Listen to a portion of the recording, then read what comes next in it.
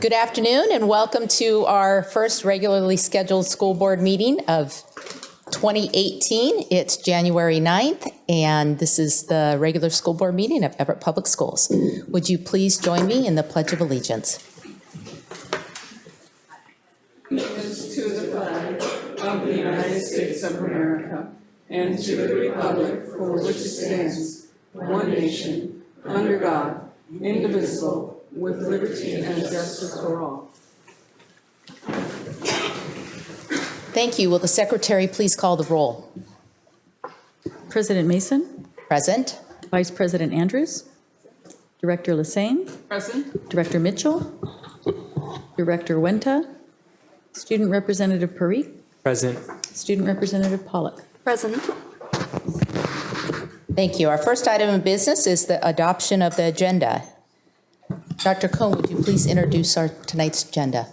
Yes, I will. Consistent with the plans established at your 2017 Summer Planning Workshop, tonight's agenda contains several elements related to both the district's strategic plan and the board's annual goals. There is a segment for routine business, a segment for recognition items, a segment for board comments, one for the superintendent's report, a segment for strategic progress reporting, one for information items, one for unfinished business, one for new business, and a segment for upcoming agenda items. The following changes have been made since we published the agenda to you. Item 5.1, Community Transit Holiday Giving Tree, was amended by adding a PowerPoint presentation. Item 7.7, approval of the Everett Public Schools Foundation grant, was amended by adding a grant description document just after we published the agenda to you. Item 8.1, Superintendent's report will be updated during the meeting as is customary for regular meetings. Item 11.1, first quarter financial update, was amended with a minor correction to the PowerPoint presentation. And item 12.1, approval of legislative priorities for 2018, was amended by adding additional background documents for your review. You can tell that this is the first meeting after a winter break, I'm sure. The board may elect, of course, to change the order of business by a majority vote of the members. Please note that this is not the point in your agenda where you request items to be removed from the consent agenda. In all other respects, the agenda is as it was published to you, and we ask your approval thereof. Thank you. Is there a motion to approve the agenda as amended? So moved. Is there a second? Second. It has been moved by Director Lassane and seconded by Director Mitchell to adopt the agenda. Is there any discussion? Hearing none, we'll move to a vote. All those in favor say aye. Aye. All those opposed, no. Motion carries, or the agenda is adopted. That brings us to our recognition this evening, and I believe Dr. Cynthia Jones is going to introduce the recognition of Community Transit Holiday Giving. That is correct. So good evening. It is very rewarding to recognize Community Transit and the Department of Social and Health Services this evening. The holidays can be challenging for families experiencing homelessness, and particularly for unaccompanied homeless youth, homeless students not in the custody of their parents or legal guardians. This year, our high school unaccompanied homeless youth enjoyed a happier holiday through the generosity of staff from Community Transit and the Everett Community Service Office of the Department of Social and Health Services, DSHS, who sponsored these students with their holiday giving tree. These committed staff shopped, wrapped, stuffed, and tagged backpacks donated by the IBI group for 84 students. Each backpack contained a hygiene kit, gift cards valued at $25, a sweatshirt donated by the Everett Silvertips, and multiple wrapped gifts purchased by the staff. Volunteers gathered the purchases, wrapped the gifts, and packed them all into backpacks. They then delivered the backpacks to our schools for dissemination to the students.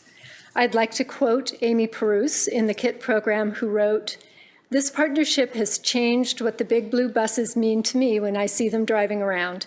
They are not just a city bus. I now think of the hearts of the people who work there and how you are all in the background, creating miracles for some of our most vulnerable kids.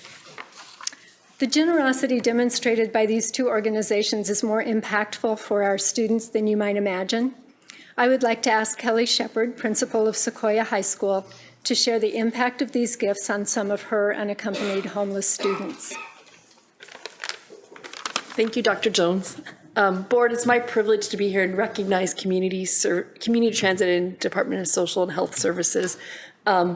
So we had them arrive with 14 backpacks for our students, and then we had the great privilege of handing them out to students. And unfortunately, you don't get that privilege of seeing that. So I want to tell you a little bit about what it was like for us as we handed out to students. One of our graduating seniors, who's been unaccompanied his whole time at Sequoia, which is 3 years, kind of difficult to break the shell, pretty reserved.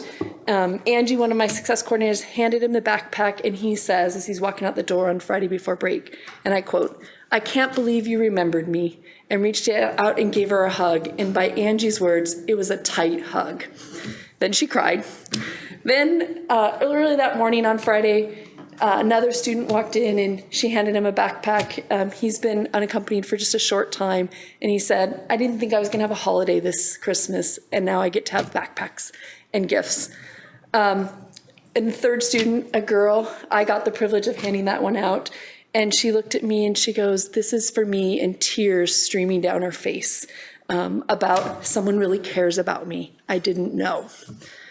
And then probably two really touching ones. A student who, this is actually her second year receiving a community transit backpack, took it and then walked back a few minutes later and said, "You know, I'm in a much better situation this year." Mind you, she still doesn't have a parent or guardian she's living with, but my friend that I eat lunch with every day really deserves this more than me. Can I give this back so you can give it to my friend?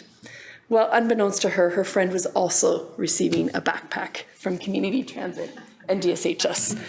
And then the one that we talk a lot about graduation rates. It's important to us, connecting with kids. And probably my favorite of the year was I'd gotten a call from a grandma. Actually, I got a call from the family physician asking me to meet with a student who's attending one of our other schools, but was really struggling, hadn't attended school, had been out of school for about 15, 16 days, and said, "Will you just meet with him and talk with him about Sequoia?" And that student was on the other school's list, and Amy had sent out the list, and I saw it on the list, and so Amy had it redirected to school. So I sat and met with his grandma and him and got him engaged in school, and we got a plan for him while he was waiting to come to Sequoia for intake, and he started attending Everett High. And as he was walking out, and he was with his grandma who he lives with, he hasn't seen his mom for over 2 years. She just disappeared. And I said, "I have one more thing. You have angels in the community from Community Transit and Department of Social and Health Services that wanted to make sure you had something." And I handed him his backpack. And he says, looks at his grandma and says, "I'm going to have something under the tree this year." And he looked at me and he smiled and he walked out. Little important piece about how that was a game changer is he started attending school at his comprehensive school and is getting work to earn the credit. He showed up in his silver tip sweatshirt on Monday at our first day of intake with a smile and ready to learn. So for me, these are game changers for kids in what you do. It changed a kid from hopeless and alone to hopeful. It changed a kid from feeling uncared for, unloved, and alone to loved and cared for. And it changed, for at least one, a kid on the brink of being a dropout to a kid back on a path to success. So on behalf of my students, thank you for making that difference for them. You don't know how much it means to them. Thank you, Kelly. This evening, we have with us several staff representing their colleagues. From Community Transit, I'm pleased to recognize Bonnie Ginsberg, Philip Jeffries, and Sue Maisel. From DSHS, it's an honor to recognize Kelly Jerkaker and Lance Lewis, and I would also like to recognize Amy Perouse in the KIT office for the work she did to facilitate all of this. So a huge thank you to all of you.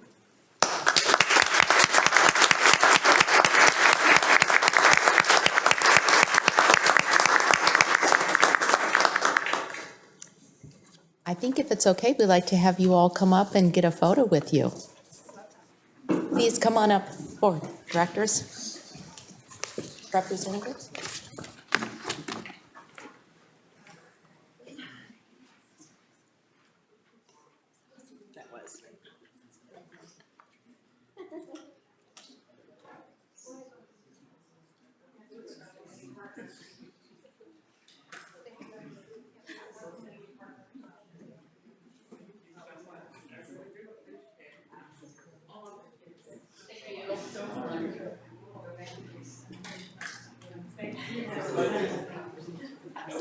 Okay,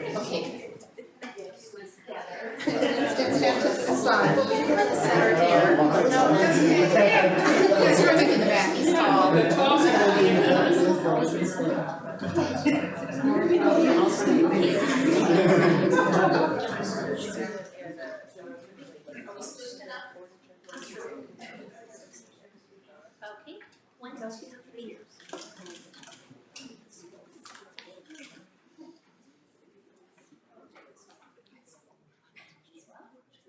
One, two, three, big smiles. Thank you. Before you all disband, we also have a card for each of you, and the card includes a poem which was written by one of our students who previously attended Sequoia. Now she is in stable housing and is somewhere else. The poem reads, "I am one of the unlucky ones, impoverished and nowhere to call home. Every day is a challenge. You lack what others take for granted and sometimes don't even want to be alive. It has only been a year, so why does it feel like an eternity? And why am I unable to recall a before when I had a home? Everyone always assumes, jumping to conclusions, generalizing us all into the same box. I don't do drugs, neither does my mother, and I'm only 15, not even old enough for a job, and all I want is a home." So. Thank you all very much.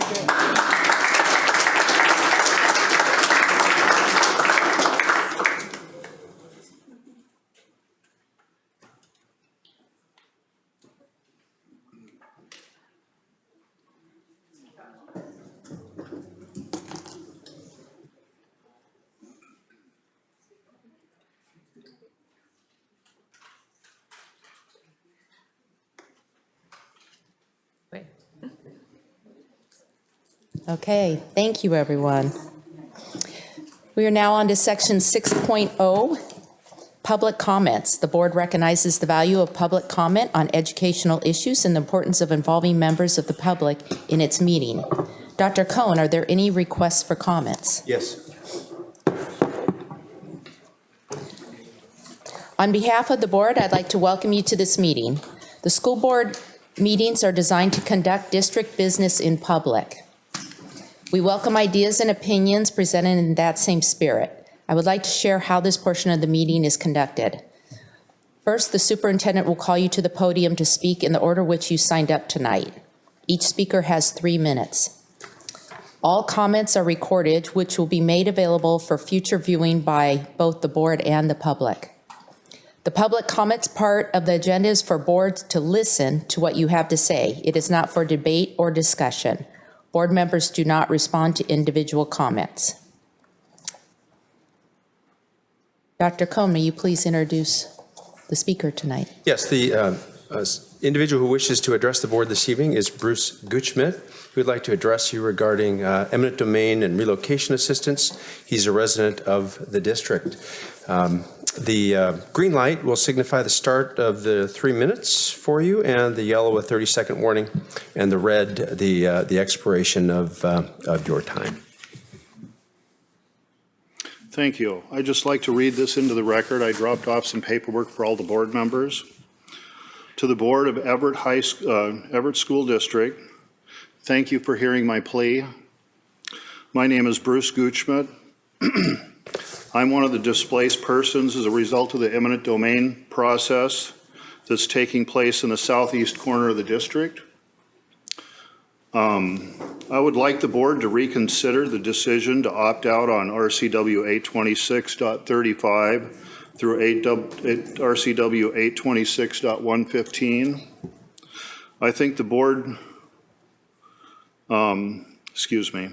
I think the board didn't consider the ramifications of this decision and just allowed the advice of their attorney and just followed the advice of their attorney. I'm not a very good reader, so I'm doing the best I can. Which makes financial sense, but I believe is not in the best interest of the community or the public image of the school district.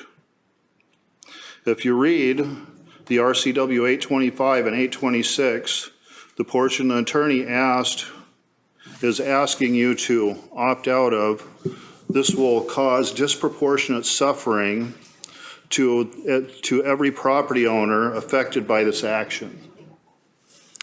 As one of the property owners, I have nowhere to go.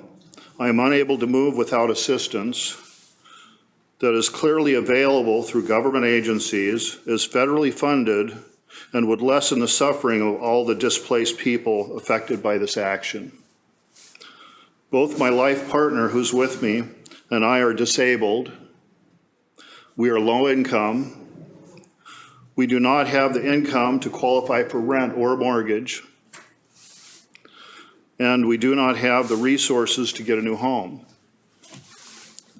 Without this relocation assistance clearly intended to make this process fair and lessen the suffering of the affected parties, I am afraid we will be forced to leave all of our possessions behind, as I have been unable to locate comparable housing sustainable to our limited income.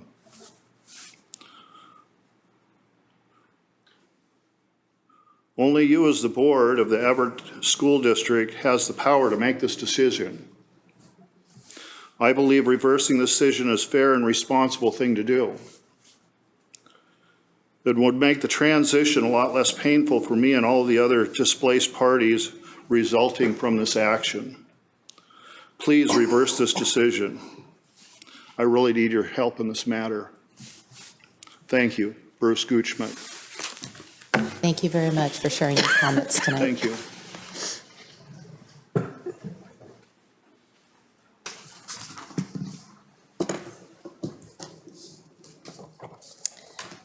Okay, next order of business is section 7.0, the consent agenda. Dr. Cohn, will you please introduce tonight's consent agenda? Yes, the board's consent agenda contains repetitive business items. These include, for example, meeting minutes, personnel actions, expense vouchers, and recurring contracts. Sometimes the consent agenda will include items that occur less frequently but are of a routine business nature. The less frequently occurring consent agenda items are usually reviewed by the board in its Friday report, 1 or more weeks before the board meeting when those items are scheduled to appear on the consent agenda. This gives directors time to ask staff questions about those items or to consider a discussion about the policy implications of those items. If a consent agenda item is removed by the concurrence of 2 directors, then that item is placed in new business and the remaining items are automatically renumbered by the system. The board votes on the consent agenda in a single motion. In the case of this consent agenda, the superintendent's office has received no questions or comments regarding these items. Therefore, the consent agenda is presented as published for your approval. Thank you. A motion to adopt the consent agenda is in order. Is there a second? Second. It has been moved by Director Mitchell and seconded by Director Andrews to approve the consent agenda. Does any director wish to remove an item from the consent agenda and place it in new business section of the agenda? Hearing no requests, we'll move to a vote. All those in favor, say aye. Aye. All those opposed, no. The motion carries. Which brings us to section 8.0, board comments. Board and actually student representative comments. I think, would it be okay, Student Representative Parikh, to start with you? No comments today. Okay. Nothing to say tonight? Okay. Director Lassane. I have nothing to say. No comments, thank you. I have a couple comments. I just want to reiterate our thankfulness to Community Transit and DSHS, as well as all of our other community partners. The foundation is back there, that we cannot do this alone. And we do this through our community, and it's wonderful. The other thing I would like to call out, though, is our student Harshu, I do not remember her last name, from Jackson, who won the Siemens Award on sepsis. Sepsis is a disease that kills a lot of people. And if it's not diagnosed quickly, that's when it is deadly. And the fact that we have a student in our district that is trying to create something to help patients' lives. I know she's not alone, but that's the kind of education we're able to provide these outstanding students. And then we have these absolutely exceptional students. I've been working in hospitals for 20 years. We've been fighting sepsis for those 20 years, trying to find the right way. And when I read what she had done, I was just overwhelmed. So just want to call out just an exceptional student. Is it nothing for you? I'd just like to reiterate what Director Mitchell mentioned. There were so many stories coming through, and I know we can't capture them all, but just so proud of our district, the way that individuals shared over the holidays for those less fortunate. There was the dinner at Evergreen Middle School, the Cascade Food Drive, which raised something like 82,000 cans of food. I was just blown away by the numbers. So it's very warm to see that kind of generosity throughout the holidays. And I hope everyone had a nice break and is rejuvenated and ready to go for another year. I think that's it. So with that, we move to section 9.0, the superintendent's report. Dr. Cohn, would you please share your report? I'd be happy to. I've got 4 general areas for you this evening, and they run from good news to district news, which is kind of also good, and then some school visits and construction updates. First, I'd like to show you a couple of pictures of the ribbon cutting ceremony at Forest View. On your October 24 meeting agenda, you approved the donation for the purchase of kindergarten and life skills classes accessible playground equipment at Forest View. On December 12, a ribbon cutting ceremony was held to dedicate the play area. The Forest View PTA was able to secure a grant from Snohomish County to pay for over half of one stage of installation, and the generous Forest View PTA donors covered the remainder. It's been a 2-year process and a 7-year dream to have the playground installed, according to our nursing services liaison, Laura Peterson, who is also a leader in that PTA. I want to underscore some of your comments here. We had some wonderful news across the course of the holidays. I think we shared with you a lot of the news about the food drives and the present drives.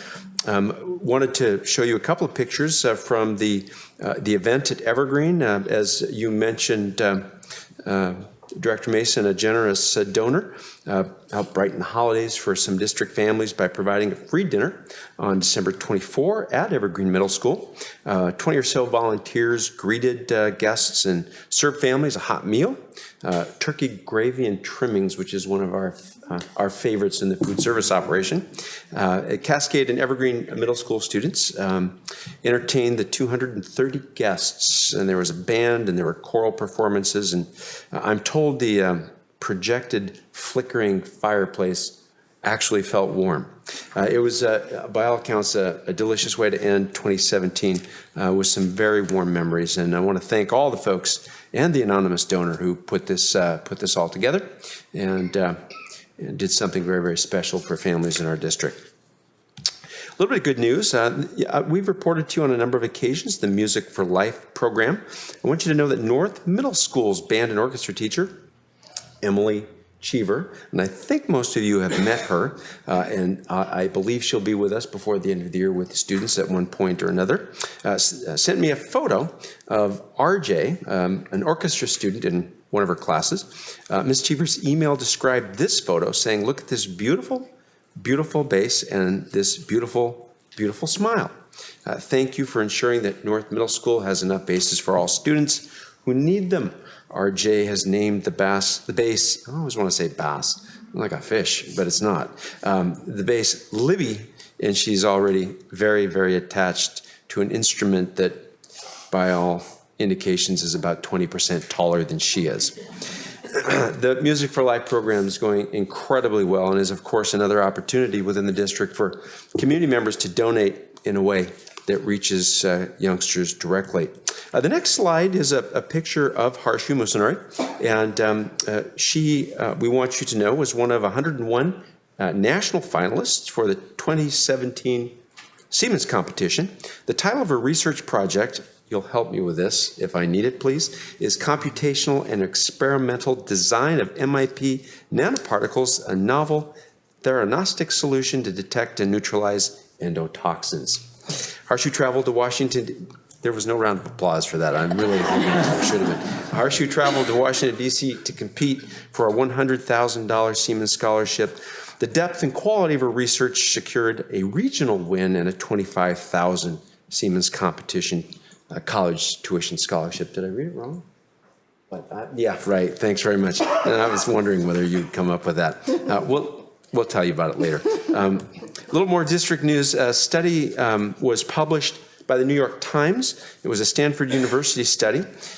It was of about 300 million elementary and middle school test scores across about 11,000 school districts nationwide.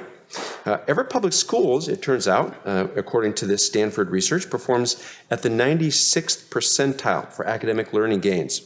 According to the study, the district is closing achievement gaps by accelerating students' learning in the 5 years between 3rd and 8th grade. Our students grow academically by almost 6 years. 5.9 was the researchers' calculation.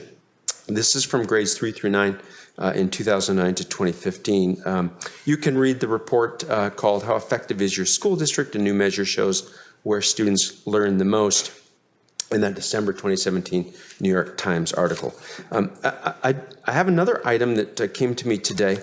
It came to me actually from WA, a fellow by the name of Jim Meadows, who I've known for several years. He wanted to share with us that, and it's sort of related to this, actually it's very related to this. I wanted to share that our district, our local, was one of the top 30 in the nation in terms of new national board certified teachers. In fact, Washington State districts make up, according to the WA, 15 of the top 30 districts in the nation.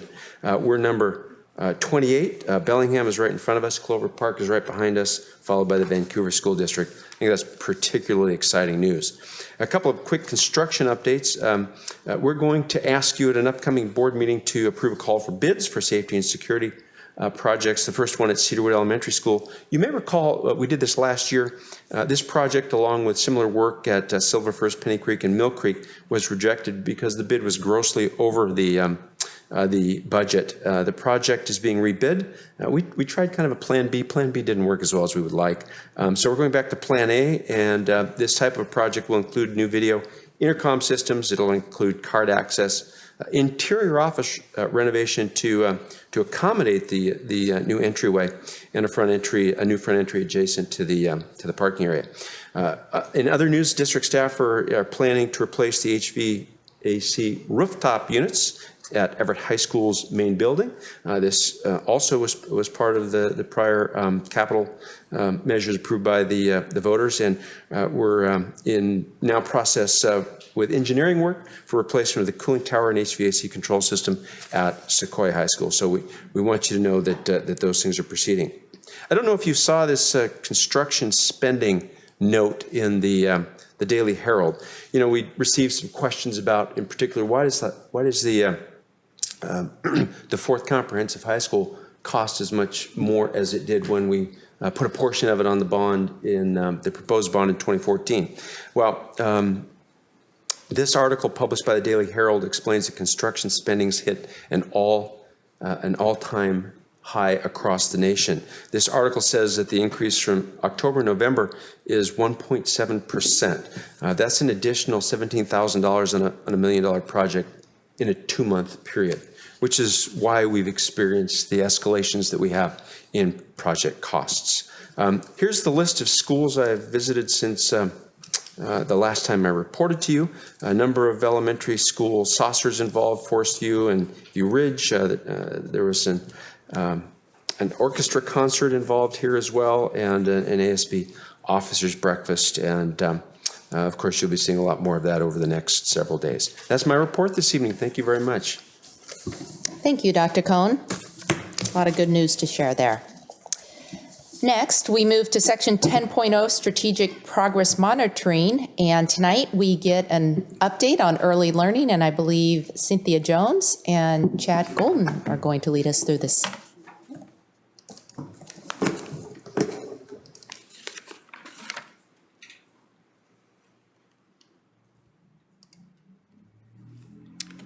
Good evening.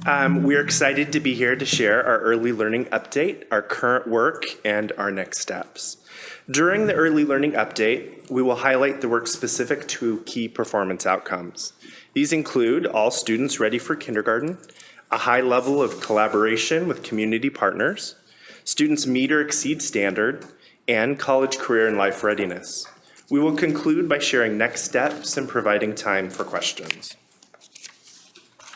The work of early learning is directly connected to strategic and annual operating plans in a number of areas, most prominently these as identified.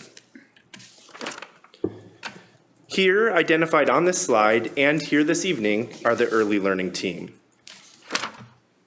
Much like other schools and departments, early learning defined a customer service philosophy which states, in early learning, we change lives by empowering, inspiring, and engaging our customers through responsive, aligned, and collaborative practices. Here, you'll also notice the graphic we use to guide our philosophy and focus on responsiveness, aligned practices, and collaboration. As we focus on engaging our customers, we do this to empower and support opportunities for families and students, much like our ECAP early learning program. This slide includes ECAP student information by percent for the previous 3 school years. The graph indicates the percent of students who experience homelessness, are English learners, or qualify for special services. ECAP serves students who experience risk factors that impact their school readiness and who otherwise likely would not have access to high-quality early learning experiences. The next graph shows us ECAP parent information for the past 3 school years. In working with the ECAP family support specialists, parents self-report this information. Here you can see the percent of parents who experience mental health, those who do not have a diploma or GED, experience domestic violence, and those who are isolated or have no support system. All of these factors impact families and student school readiness. Many of these families experience generational poverty and adverse childhood experiences are prevalent.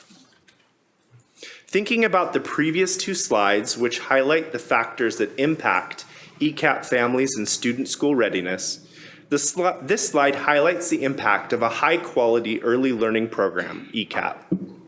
The left side shows ECAP 4-year-olds in the fall, and the right side shows ECAP 4-year-olds in the spring.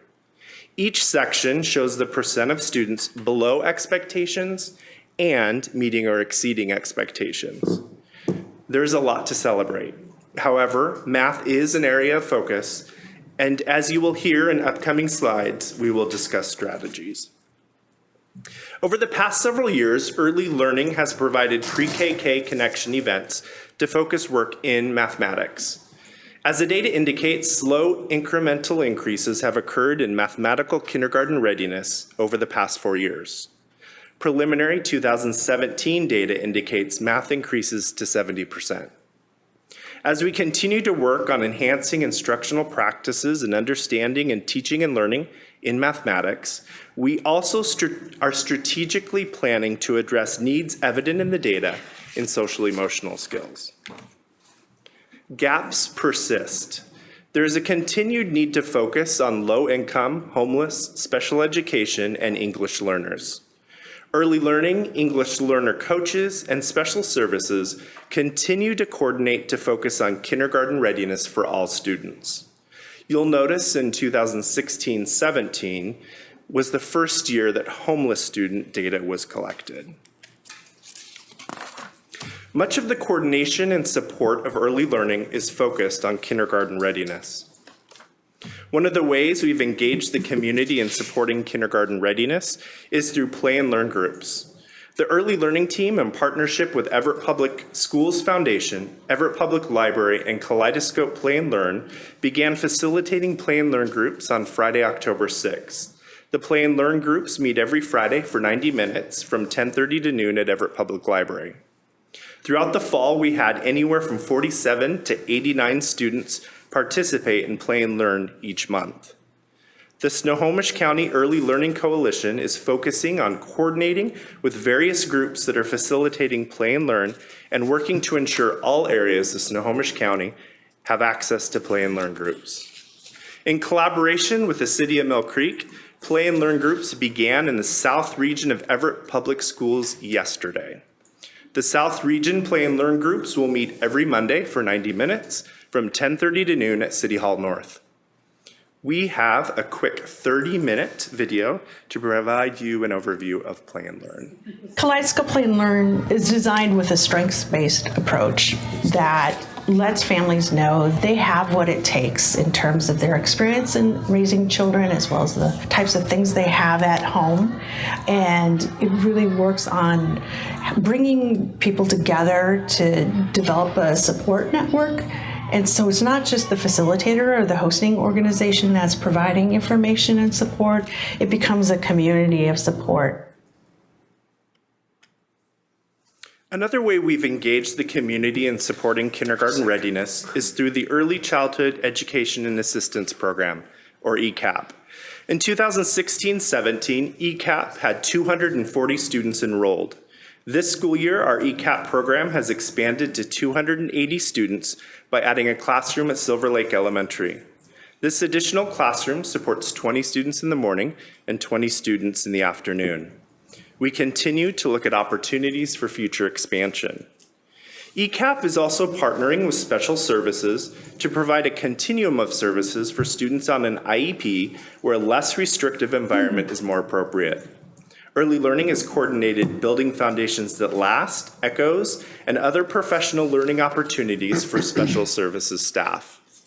ECAP lead teachers are connecting with an itinerant teacher to plan and support the learning of students. We know ECAP is an outstanding program that supports our most vulnerable students and their families. In the next couple slides, we will highlight the critical components of this program. Each ECAP classroom has a family support specialist who works directly with families. In addition to recruitment and enrollment for ECAP, family support specialists conduct home visits and provide parent education. During one of these home visits, they use a process called mobility mentoring.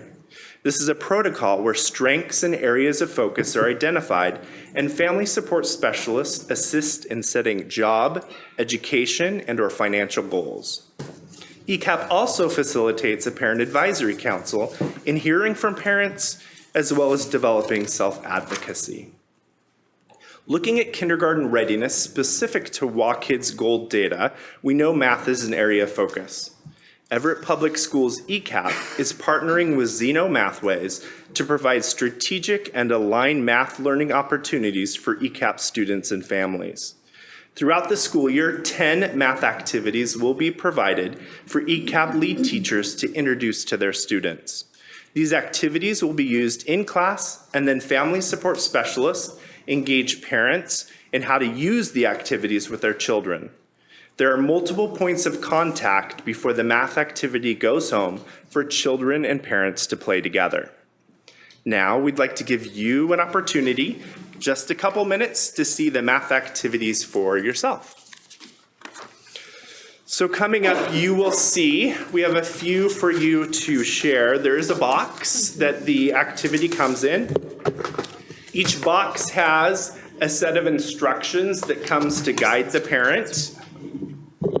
This instruction guide comes in multiple languages, which you'll see labeled on the box. There's English, Spanish, Chinese, Vietnamese, Somali, Russian.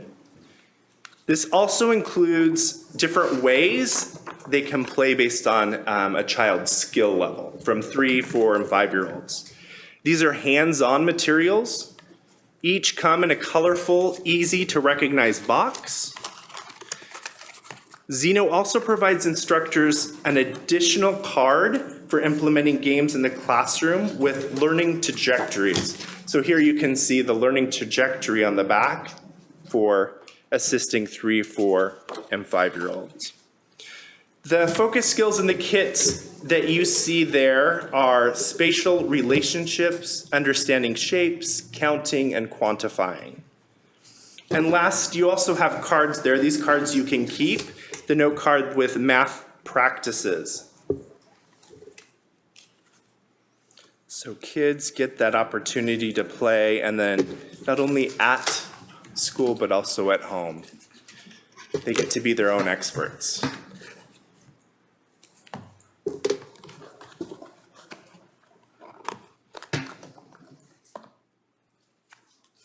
So we will leave those for you to explore as we continue on.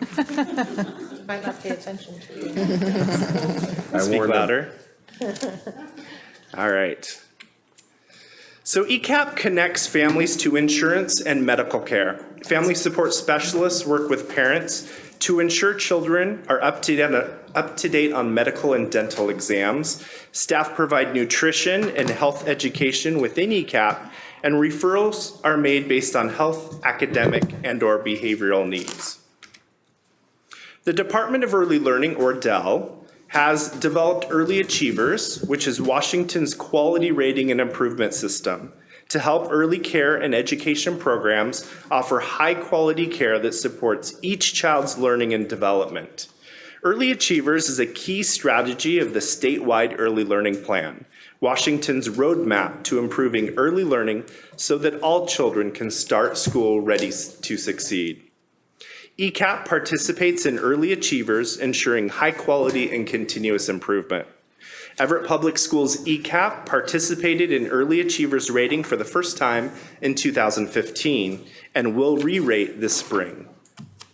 In preparing students for kindergarten and future success, ECAP serves our community's most vulnerable. These are 3 to 5-year-olds from low-income families, homeless, disabled, or those involved in child welfare. In ECAP, standards are rigorous and aligned to K-12 practices. Another way Everett Public Schools is engaging community and supporting kindergarten readiness is through Everett Ready. In partnership with the Everett Public Schools Foundation, this past summer was the second year of implementation for the Everett Ready program. This opportunity increased from 5 classrooms in 2016 to 13 classrooms in 2017. Everett Ready takes place over 8 days during the first 2 weeks of August before students enter kindergarten. As you can see in blue, Everett Ready provided sessions at Emerson and Madison in 2016. In 2017, we added those schools in orange: Garfield, Jackson, Lowell, and Silver Lake. Students are identified who have not had previous preschool experience, English as a second language, or qualify for free or reduced price meals. Curriculum focuses on social emotional skills, school classroom environment, literacy, and math.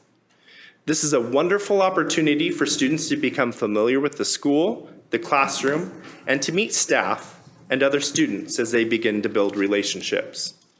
Each of the 6 sites facilitated at least 1 parent session throughout the 2 weeks of Everett Ready. In total, there were 16 sessions and 196 parents attending.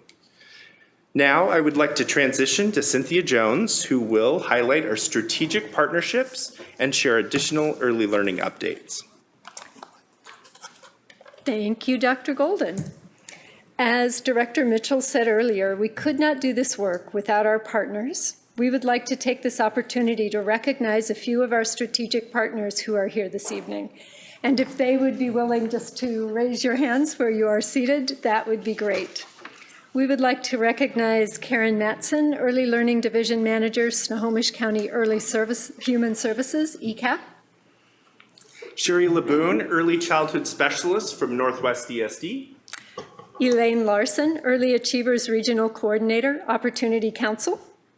Lark Kesterke, Director of Impact and Investments, United Way of Snohomish County. Christy Dutton, Executive Director, Everett Public Schools Foundation. Sandra Mejia, Alejandra Garcia, Natural Leaders. Joni Kirk, Director of Communications, and Kristen Rasmussen, Recreation Coordinator, City of Mill Creek. Julie Marl, Executive Director, Miley Hadley, Programs and Operations Director, Xenomath. And last but certainly not least, Emily Dagg, Head of Youth Services, Everett Public Library. Thank you to each of you for the work you are doing with us to provide a stronger foundation for our youngest learners.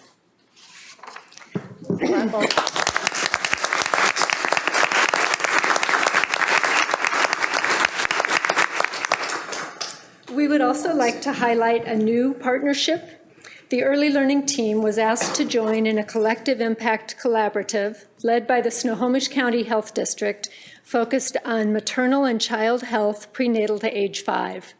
This work aims to ensure all children have a healthy start in life with an emphasis on social and emotional wellness.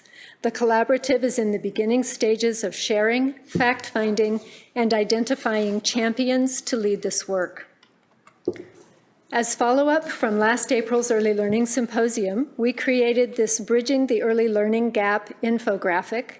The purpose of the infographic is to provide a common message regarding the benefits to the community and families for investing in early learning, especially for our most vulnerable students and families. Early learning facilitates opportunities for preschool and kindergarten teachers to connect, learn together, and share expertise and experiences. A grant for $12,000 from the United Way of Snohomish County helps support our pre-KK Connections work. This grant will enable us to enhance those areas of need identified in the WA Kids Kindergarten Readiness data, social emotional learning, and mathematics. This year, 3 pre-KK Connections events will focus on STEM using the book Making and Tinkering with STEM as the center point. We continue to lead Building Foundations That Last professional learning for our preschool partners. Currently, 12 community preschool teachers and 28 ECAP and Head Start teachers are learning together about early writing and literacy strategies. Last year, Early Learning supported the North Region schools in forming regional pre-KK focus groups to build stronger relationships between community preschool providers and kindergarten teachers. Events included collaborative professional development and site visits. This spring, Early Learning will expand the regional focus groups in other parts of the district. Early Learning is facilitating 2 book studies for our preschool and kindergarten teachers using the books Purposeful Play and Stop, Think, Act. The collaborative sessions will focus on research, social emotional development, and resources to support teachers. Here are 2 photos from our December 5th Pre-KK Connections event, where teachers tried STEM activities they can then use with their students. You can see the teachers had a great time. This is our 8th year to offer Pre-KK Connections events. We consistently have an average of 45 to 50 teachers in attendance. Of course, students meet or exceed standard is the core of our work. To this end, we continue to refine our high-quality kindergarten model, which builds on the 5 components shown here. I want to speak to one component, Plan, Do, Reflect. Plan, Do, Reflect is a time for students to explore materials and guide their own learning with teacher support. The teacher is intentionally engaged with students, extending their thinking and coaching them through both social and academic scenarios. Students learn and reinforce their social emotional skills through authentic learning and social interactions. To share the impact of Plan, Do, Reflect on students' development and readiness to learn, we would like to share quotes from 2 first-grade teachers reflecting on the differences they see in their students coming to them having experienced Plan, Do, Reflect compared to prior years. The first teacher is Tammy Whipple of Cedarwood. What I noticed as a first grade teacher when the students came to me this year having had Plan, Do, Reflect, I noticed they have an increased ability to communicate with each other. Every year, starting September 1st, when they come in, I start accountable talk strategies. And what I noticed is that the students they came better prepared to listen and to respond to each other. They ask each other questions, and the discussions I'm having now in November are typically discussions that I would have with my students later on in April, May, and June. That's their increased ability to communicate. Also, I've noticed that the students that had Plan, Do, Reflect have more perseverance. They stick to their tasks for longer periods of time. I notice during my guided reading groups, my guided math groups, they're able to self-monitor themselves. They work collaboratively with each other to complete their tasks. And they show more determination and engagement within those tasks during that time. Even when I'm with a guided reading group or a guided math group, they are self-motivated to do the work that they need to do. And the second teacher is Jade Chrysler from Garfield. We noticed this year we're spending less time on classroom management because the students know how to work together and we're able to focus more on the learning. There's not the struggle of figuring out how to work together or how to share.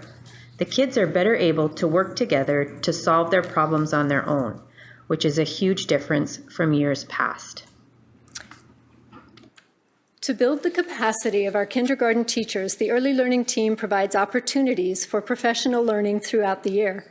The kindergarten leadership team is made up of one kindergarten teacher from each building, as well as representatives from various departments and programs. The leadership team designs and facilitates professional development for all kindergarten teachers 3 times a year. 79 of the 84 Everett kindergarten teachers attended the November professional development sessions. The 3rd Annual Kindergarten Institute took place in August. The keynote emphasized social-emotional learning, and the sessions included targeted professional learning in literacy, math, and science.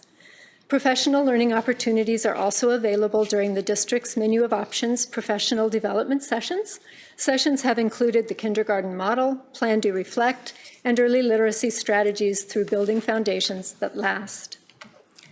Early learning is supporting implementation of Reach for Reading.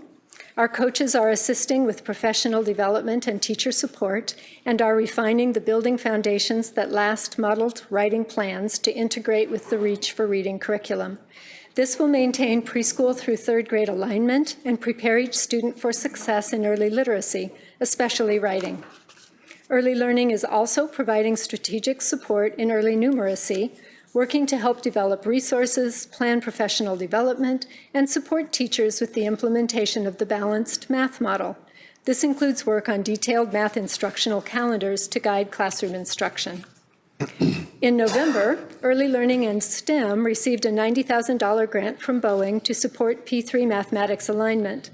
This grant focuses on alignment of practices, resource development, and system coherence and support. Approximately 30% of our kindergarten population, 492 students, are identified as English learners. In response, the English learner and early learning departments are working together to build the capacity of all kindergarten teachers to support English learners. The English learner coaches collaborate with the early learning team throughout the year and are active participants on the kindergarten leadership team. During the kindergarten professional development sessions, the English learner coaches model GLAD strategies aligned to Reach for Reading and provide all the necessary materials for teachers to implement the strategies in their classrooms.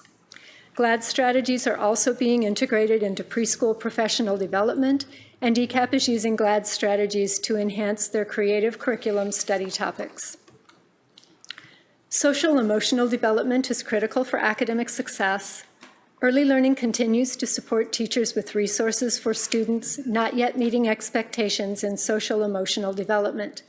We purchased 2 Second Step kits for each kindergarten team.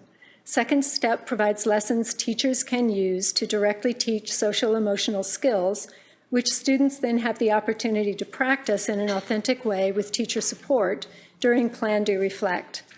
We are also intentionally embedding social emotional learning into all professional development sessions. Through a recent United Way grant, we are providing scholarships for preschool, kindergarten, and 1st grade teachers to attend the January Rejuvenate Conference sponsored by the Pacific Northwest chapter of the Washington Association for the Education of Young Children. The conference will focus on social emotional learning and integrating self-regulation in early childhood classrooms. Early learning will follow up with one of the book studies mentioned earlier, Stop, Think, Act. We are also part of a United Way collective impact grant led by Housing Hope, focusing on improving the attendance of homeless children in preschool through 3rd grade. The grant will provide wraparound support for families living in shelters to address the issues leading to homelessness and help build connections between parents and their children's schools. We have briefly described a busy agenda for our early learning team. Of course, there are always next steps. One of our paramount next steps is to increase access to early learning opportunities for our most vulnerable children. We are doing this through expanding ECAP, adding play and learn groups, offering Everett Ready at more schools, and through community partnerships like those described this evening. This includes ongoing conversations with the City of Mill Creek related to hosting an ECAP site at their City Hall, and work with the Everett Housing Authority to include an ECAP classroom space in the Baker Heights redevelopment project, which would provide housing for Everett Public Schools homeless families. Additional next steps include increasing and strengthening connections with the prenatal to age 5 community, including parents, empowering, inspiring, and supporting preschool to 3rd grade staff through professional development, coaching, and just-in-time support, and developing interventions and strategies to support development of social emotional skills and prepare each student for learning. In summary, this evening we've described our early learning strategies and work specific to kindergarten readiness, enhanced collaboration with community partners, ensuring students meet or exceed standard and are college, career, and life ready, and we mentioned our next steps. To close, I would like to share a thank you note from Judy Cottle, kindergarten teacher at Hawthorne, which she wrote in response to the new kindergarten materials purchased this year, including a cash register for dramatic play during Plan Do Reflect. She says, I just want to thank everyone. This year's investment with the kindergarten materials infused a whole new level of structured play in our Plan Do Reflect time. The kids are in heaven. Last Friday, I introduced the cash register, and after taking care of a few things, I looked up to see them totally engaged. They were all lined up playing store, waiting politely in line for the register. Thank you. Here you see Judy's students engaged in Plan Do Reflect. We would like to echo Judy in our thanks for your support for early learning and this opportunity to share our early learning work. Thank you very much. Excellent presentation. Thank you. Full of great information, and it's easy when I think about what you're talking about to summarize it by the alignment and the collaboration is just fantastic, and also to see that growth. And I know the growth is not as fast as we'd like to see it in our district, but I appreciate that everyone's coming together to do what we can do for these students, these kids, these little guys. With that, we would entertain questions or comments from directors or student representatives. Director Mitchell. I'm going to be quick and just say a big, huge thank you, because you serve our most fragile, those little ones, and you're helping them become successful in our schools. So thank you so much. Thank you. I'd like to say thank you because it not only benefits the kids, which are involved in the program, it helps the parents because you're providing parental support where needed. And I like that. I'd like to find out some more about how we can, what do the studies show? Are they doing very, are we leading more people, adults, parents, to getting their GEDs, going back to school, getting employment? And if we can see how are we, how are we helping them? Because with that help, they can help their kids. Exactly. And this is the start of them helping their kids be very successful, because that's the partnering. Because we can't do it alone, and you guys are doing an awesome job there. But how are we helping their parents to be more helpful for their kids? Right, exactly. And that's certainly one of the primary focuses of the ECAP program, is to provide that support for parents. And is that parental support available at every site where ECAP is at? Yeah, Monica, do you want to speak to that? Sure, yeah. For every ECAP classroom, for every 40 students, there's a family support worker who works with those families.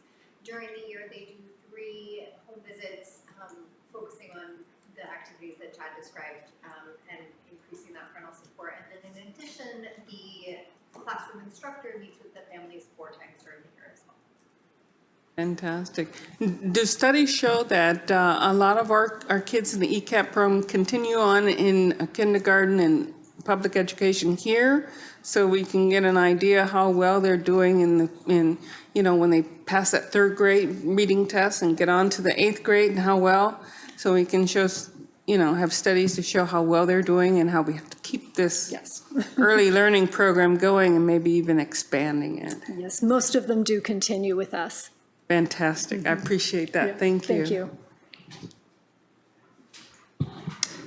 Great presentation. Thank you. I guess I would just say, wow, all uppercase, 2 exclamation points. You left no stone unturned, really. I did have a question on the play and learn, which sounds very fascinating, and I love the idea. But is it open to all children? And then, yes? Yes, it is. Okay. And the kaleidoscope model is, Chad? again, can you talk a little bit about that?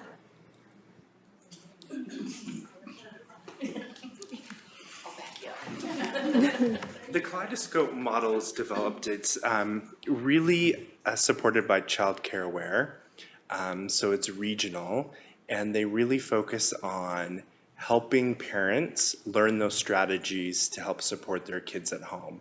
So there's a lot of time where there's free play and facilitators guiding, questioning, and the activities that they're doing, and then they pull them together for 15 or 20 minutes to do a group time to talk through and do songs and different activities. So again, a lot of parent What we've education noticed so around it. far, there's a lot that are 1 and 2 years old. I mean, they're fairly young, toddlers. Wow. Yeah, it's really encouraging to hear that reaching down that young. Also, the expansion of ECAP, is that, I'm sure it's based somewhat on funding, but is it also just being limited by not having enough facilities? We are certainly having to think creatively about space, and hence our discussions with the city of Mill Creek, which we hope will come to fruition there, as well as the Baker Heights. Those are really exciting possibilities for us because space is so limited within the district. Yeah.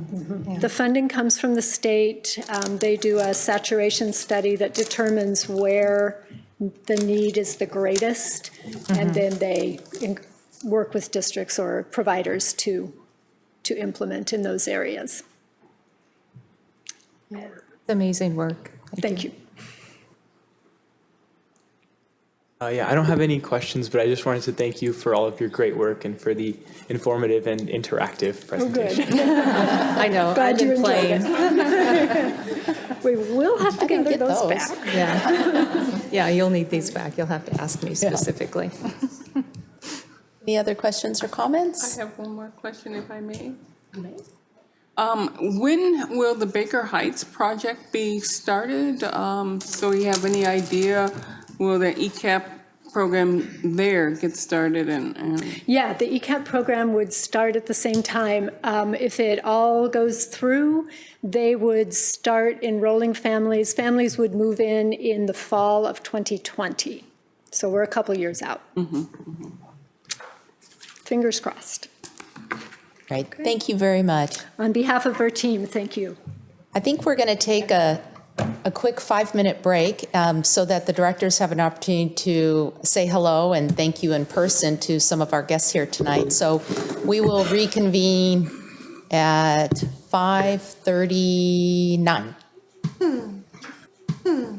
Okay, I think we're going to move forward. We are moving on to section 11.0, information and discussion, and Ruth Floyd is going to give us our first quarter financial update.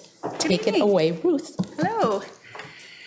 I appreciate the opportunity to summarize our first quarter district operations as part of the quarterly financial review and in support of the district's long-term financial planning.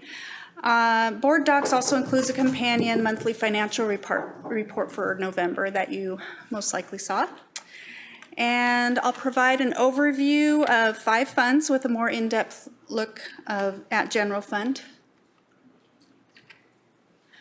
Most revenues are generated the major driver of state revenues is student enrollment, and our annual average FTE is expected to be below budget this year by about 145 FTE. That's quite a bit less than 1% of our total. And projected revenues and transfers for the fiscal year equal about $271.2 million. And that includes $2.2 million transfer from Capital Projects Fund. And as you can see, the trend, revenue trend is similar to prior years. Projected expenditures are expected to be about $272.5 million, well within our board authorized appropriations of $280 million. We, as you may recall, the budget included several new positions that staff were not authorized to move forward on until we knew year-end fund balance would provide a sufficient buffer for legislative action or inaction, whatever the case may be. And approval to move forward on those did happen in December, though, so you'll see that reflected in future quarters. Projected ending fund balance is going to be approximately $23.5 million as of using our November projections. Although that is early, it's nice to have at least 2 quarters to verify those numbers. That dollar amount is about 8.6%, which well exceeds our 5% target. And the November ending fund balance was at $35.8 million. And then for capital projects, revenues are in line with other years. That spike you see in October is due to the increased capital levy that we receive. And that happened in all of 2017. So you see most of that come through in April and then this past October. And capital projects, board authorized appropriations is at $72 million. And that trend is kind of all over the board just because it's project based and we're starting to have higher expenditures due to the 2016 bond projects. November ending fund balance in the capital projects fund was $61.9 or $62 million almost, and that does include the December 2016 bond sale and the $2.2 million transfer to general fund. Oops, I'm going backwards. Debt service fund November ending fund balance is about $28 million. And that provides enough fund balance to pay our $23.4 million in December bond payments, both principal and interest. And then ASB ending fund balance is about, in November, was about $2 million. And as you can see at the end of last year, August dipped down a bit. And I wanted to include a new slide for you that shows that that actually is continuing into the first quarter of 2017-18. As you can see at the comprehensive high schools, their current November 30 balance across the board at the comprehensive high schools are less than they were a year ago, November. So I plan to keep this slide in here just so that you can keep an eye on that. She's sick and tired of the superintendent asking about it at random times. I just put it in here. And then finally, transportation vehicle fund. We have about $144,000. That would pay for about 2 buses. And I believe that there is a plan to go ahead and purchase 2 buses this year. And you know what? That is all I have, unless you have questions. Thank you. Directors, student representatives, does anyone have a question? I had a question. So on the first slide on the general fund, number 5, page 5. Yes. You say the annual average is expected to be below budget by 145 FTE. So we budgeted, so our revenues are not going to come in budgeted where just- we expected, or where we budgeted. Correct. Correct? We budgeted just over 20,000 FTE annual average, and we're going to come in just below that. Because our enrollment is less It was than- at the high school level mostly. The enrollment didn't come in quite where we thought it was going, where we projected. Okay. Is that, can I jump in real quick? Is that? But it is above last year. So we grew in enrollment overall compared to last year, but where we budgeted, it's less than where we budgeted. And it was my understanding that some of that impact was from closing enrollment. Is that part of it, or students going back their district? To their Do we know? district. A part of it was. I think there were several things that we thought were the case. One of them was closing schools to external enrollment. The other was the opening of a new high school. And In North Shore. Yeah, Yeah, and then that I makes think there sense. was also, we heard some anecdotal commentary about the extent to which folks were sick and tired of the overcrowding at Jackson. But, we're not. Did we see the Combination. largest decrease, or the largest less increase at Jackson? Is that where it was most? Pretty sure it was all across the board, but the South End definitely had an impact due to the North Shore High School opening and overcrowding in that area. What's Carol, what percentage are we off the projection? 0.7%, so 0.007. Thank you. That's Very close. Yeah, that puts it into perspective nicely, thank you. Because I was going to say the ending fund balance is still way above target. The other question I had was on the ASB decline in fund balance.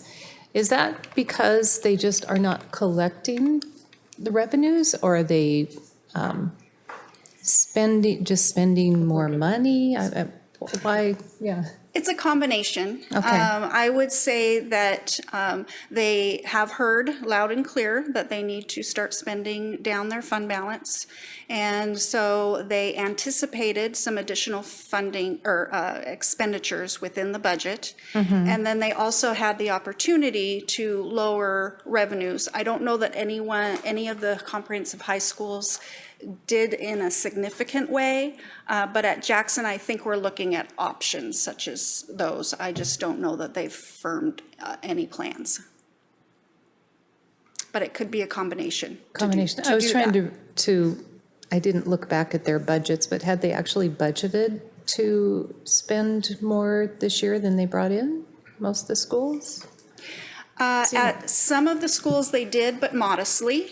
Okay. And I think that we're encouraging them to go further than what they budgeted. I do understand that. If I'm Your microphone, please. Thank you. correct me if I'm wrong, but I remember Jackson saying that they were going to increase their parking fee. Did that ever happen? I don't believe so. Okay, great. I think they heard that wasn't the idea, to increase the fees on Parking. board-owned land. Yeah. May I ask a question? Please. I asked this the last time you presented, but we have a particularly high ending fund balance. I know that there is some question at the board, at what the legislature is going to do. And I know I asked you the question last time that we have lots of things that are not getting done. But with this, is there a plan in place to get this more aligned with that 5? Or are we holding on just because of the legislature? 7 to 8. 7 to 8? Right now, yeah, we're going to be, Jeffrey's saying 8 to 9. Jeff says I'm 8, saying 7 to 8, yeah. Yes, we're having to, we're purchasing a number of one-time items. We're releasing some staff growth that was in the budget that we've held on to. We're planning on doing a couple of things that you've asked us to do, including recovering from some of the losses in landscape at some of the schools. We expect to bring it down a couple of percentage points, and we want to be careful with this because we still don't know what the legislature is going to do. B, we're going to plan optimistically for the bond to pass, and then we're going to go to the rating agencies, and we don't want a precipitous fall, right? So one of the things that they've repeated a number of times about us is the strength of our financial management planning, fiscal control, et cetera, and we don't want to do something that will shake that perception on their part. So we're sort of trying to operate in a band that's a little more safe than the 5 to 6% range. Thank you for explaining that. That was very much in line with my question, actually, was sort of what are the legislative actions that would make us feel comfortable that we could then reduce that by a small amount? Is it the levy authority that we're Well, I think trying there's several. One is that the legislature would not reduce the levy lids. They'd extend the lid. The cliff? Yeah, the cliff, if you will. And they'd reverse the 2242 provision about the lesser of $1.50 versus 2,500. They would put back in place the salary allocation model and be very clear about how we're transitioning into that salary allocation model structure. And they would clearly define for us what is basic education and what is enrichment so that we could clearly hit that target. And they would also fully fund special education, in which case I think we would reach a much higher comfort level that we would know what our state funding is, and we would know what the levy dollars are for, and we would know that there is a reasonable lid and that you could move forward with both reducing that balance, and you could potentially move forward with funding things like early learning, which is enrichment, right? Which is very, very important. I didn't make that comment while all the early learning folks were here in the room. I was thinking about making it, but that's really what this whole enrichment business is about. We have an opportunity, if they completely absorb basic education salaries and benefits for all staff members, we have the ability to invest in those programs, the types of programs that you've wanted to, the advanced STEM CTE programs, the early learning, the variety of programs that this community has said are important over time. So that's what would cause us to bring that fund balance back down, because we would be much more sure about that underlying stability. I hope Given all those legislative fixes, it sounds like maybe we'll be carrying a slightly higher balance than normal for a little bit. It's a big uphill road. It's possible. We'll keep our fingers crossed and hope for the best. Any further questions? Thank you very much for the presentation. Thank you. That brings us to section 12.0, unfinished business. And tonight we are hoping to approve our legislative priorities.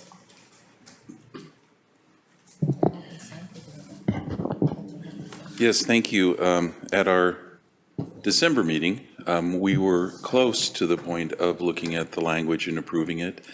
And I think some of the comments from the board beyond just the specific request to modify the delay implementing of the levy cap, beyond that specific language, as I mentioned in agenda review, rather than massaging the language, there was quite a deep massage that was put into this. So you're going to see something that presents differently, but in essence, it has the same exact content. So we're really before you tonight just to say, I think that we're on target for what your intent is. Just in brevity, since that prior meeting, Dr. Cohen wanted us just to let you know a few different bits of information. As he mentioned, he attached a few more things. I will tell you that as you look through all those different associations, you're finding that each of them have a different kind of array of requests, but there is some real commonality. And it really depends upon who the organization is representing. And so you find with WASDA, when you're representing 295 school districts, there's certain things that divide us in terms of our intent. There's a lot of people that have a considerable focus on regionalization. We don't necessarily have that focus because they did honor the higher cost of work here in terms of educator salaries. So we're really in alignment with the local funding working group. Most recently, there was a bulletin from OSPI that I believe you attached that is related to what OSPI is talking to the legislature about. And you'll see amongst their efforts that they're really focused on the technical side of it. Much of what they're talking about are tweaks in the legislative language to make it easier. But the other piece is that they do also talk about delaying the K-3 compliance. They do also talk about the levy formula. They talk about increasing LEA, which really hits the target. So we're still in alignment with where other people are going. We have a message that's specific to Everett. We don't include some of the elements others do, and others don't include ours. So I think that Dana was just going to give you a quick update, Dr. Riley Black, on what the Economic Alliance is doing in terms of aligning with our objectives. And sure, if you'd like to do that. Thanks. And I think Jeff shared with you, he's been doing a lot of work with the local funding group. I've also been doing a lot of work with the Economic Alliance, Snohomish County, and working hard to align our priorities with their priorities, and importantly, their priorities with our priorities. And one of the attachments that you have is the EASC's regional priorities. And you'll note that there is an education and workforce component to that. And it's largely an education component, and for the first time, it's very much focused on K-12 education. So we've been working hard to have our work influence others, but also be aligned with others in their priorities. So if you refresh, you'll see that the OSPI update with the highlighted sections that Jeff was referring to was just added to your agenda.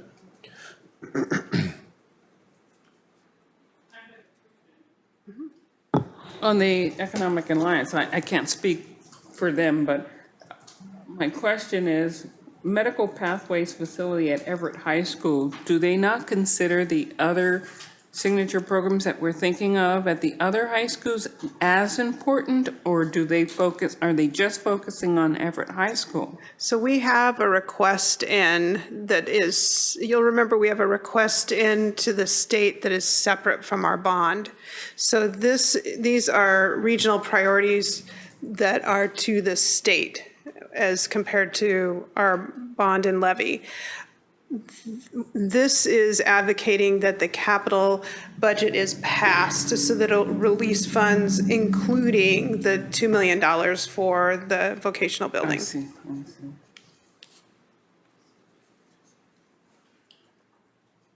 But they are supporting us on their other programs. Well, they're in support of all of the programs. This just happens to be the one that we've asked for state funds for, and they're reinforcing that request. They actually signed on to the $12 million request, which is what we originally asked for. Okay. I have a question about the salary allocation model. Because if they give us a pot of money, which they say that's what they're doing, and we get to hire the seniority based on what we can afford within that model, but we want to keep our seniority of our highly tenured teachers, that if this is what I heard when I went to the legislative thing, that if they give us $10 and a teacher costs $1 to $2, but we need 10 teachers, we're only going to buy our $1 teachers, not our $2 teachers, because then we can only have 5 of them. So because of their tenure.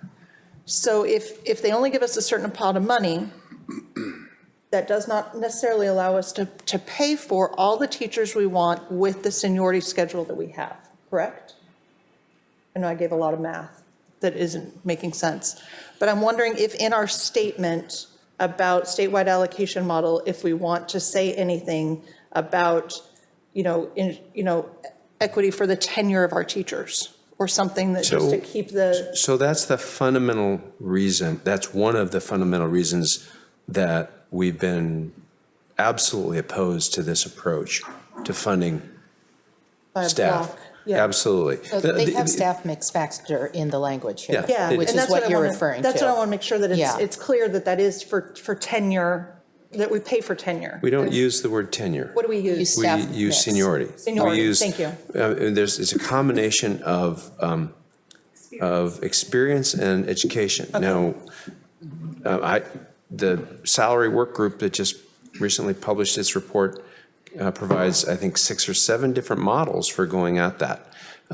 We're not suggesting that those models aren't good. We're saying no model is a bad thing. Okay.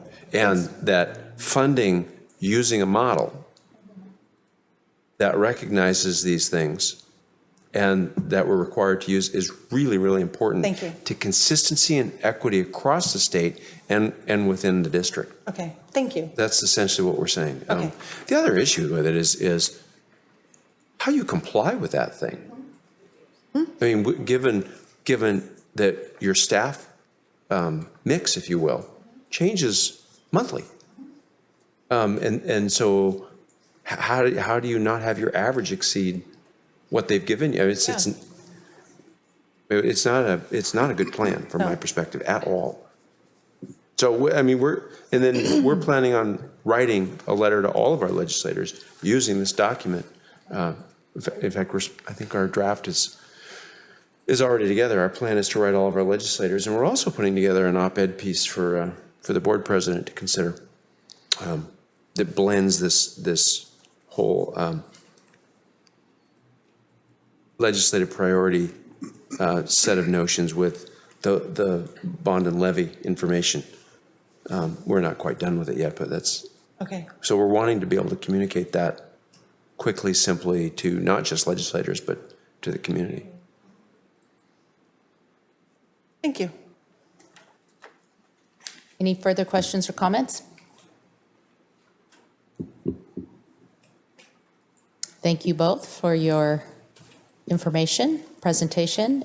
With that, I think we're going to move, ask for a motion to approve the 2018 legislative priorities. So moved. Is there a second? Second.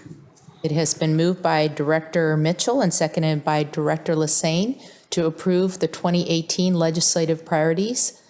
All those in favor say aye. Aye. All those opposed, no. The motion carries. Thank you. And that takes us to our new business. Tonight, we're looking at the board annual regular meeting schedule for 2019-20, proposed calendar, first reading. I think it's pretty straightforward. It's a roll forward. Did all the directors have an opportunity to see the dates and review them? That's 2019. Crazy to think about 2020. I know. I would just say if you have comments, I would say go ahead. It's just a question, because the past few years, we've had only one meeting in February because the second meeting would fall approximately when President's Weekend is, so it's a holiday. Is that the case 20 also? Yes. Yes. Okay, thank you. And we missed it once or twice too. We had to correct it. We've had to correct it. That's why I we was looked new. at this 3 times. Okay. And we're pretty sure it's right. Any further comments? Okay, with that, we will move it to the consent agenda on our next regularly scheduled meeting for for approval.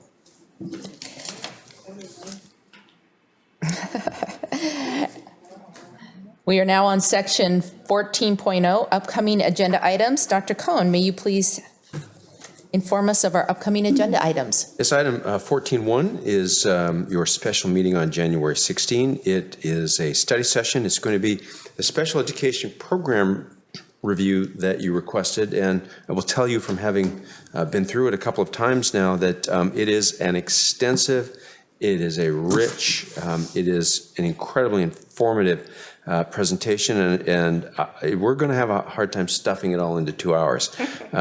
So I'm very much looking forward to it, and I'm sure you are as well. January 23rd is your next regular meeting. We're going to present to you as your strategic progress monitoring priority, the Next Generation Science Standards Readiness Report. You'll have the second reading on the 2019-20 regular meeting schedule. You've got a number of general operating business items, and it is School Board Recognition Month, and we're debating on what kind of cake. Item number 14.3 is your just a quick opportunity to comment on the materials that I shipped you, and we're starting to think about the board annual planning workshop, and I provided you some history, and I provided you some ideas, and a couple of you have shared some thoughts with me, and I wanted to make sure that we had just maybe 5 minutes tonight to say, gee whiz, are there some things that you would, given what you've read and what you've thought since I sent the thought-provoking materials to you, would you like to suggest anything for the survey? Remember, what we try to do is collect from you ideas. We rough them out a little bit, we put them in that survey for you, and then you all rate them, and that's what we use to sort of sift and sort things up to the higher priority, and then design a draft for you to respond to. I had something that I think I'd like to add, and I guess I would, in a very broad way, define it as family engagement. And, we're 2 years into these parent conversations that we've had at the schools, and I think they've gone very well.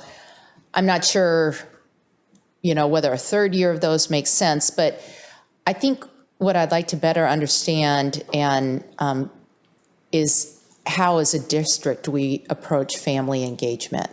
And are there things that we could learn from other districts, what they're doing to strengthen those bonds with our parents? And Outside of PTA, like board relationships with family, school district relationships with family? Both. Okay. Yeah. PTAs, I think, are a really great way to engage parents, but it's a very limited way. It's, some schools have larger, some have smaller PTAs, but, what decisions could we make? What resources might we consider putting toward more structured family engagement approach? So I'll record that as family engagement structure. Okay. Overall, yeah.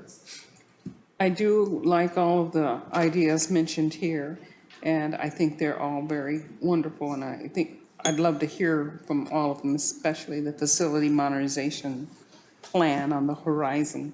That one sounds interesting for me. But I would also like to see if there could be further discussions I'm looking forward to the potential of having our signature programs at our high schools. I'd like to see how we can talk with more partners, business partners, in developing apprenticeship programs and look and see what that looks like. Include small businesses even, and large businesses for our students, and find out what opportunities and what avenues might be available to us. Because as we develop these signature programs and they come to fruition, how can we continue to expand on them? And will we have an update on the status in a general or special meeting, the status of the current one-to-one after the first year and the plan for next year's rollout? Or could that be at this summer meeting, just because, what are the lessons learned that are going to be moving on and things, because we'll have had 1 year under our belt by that time. Yes and yes. Okay, thank you, and thank you. You're welcome, you're welcome. That's redundant.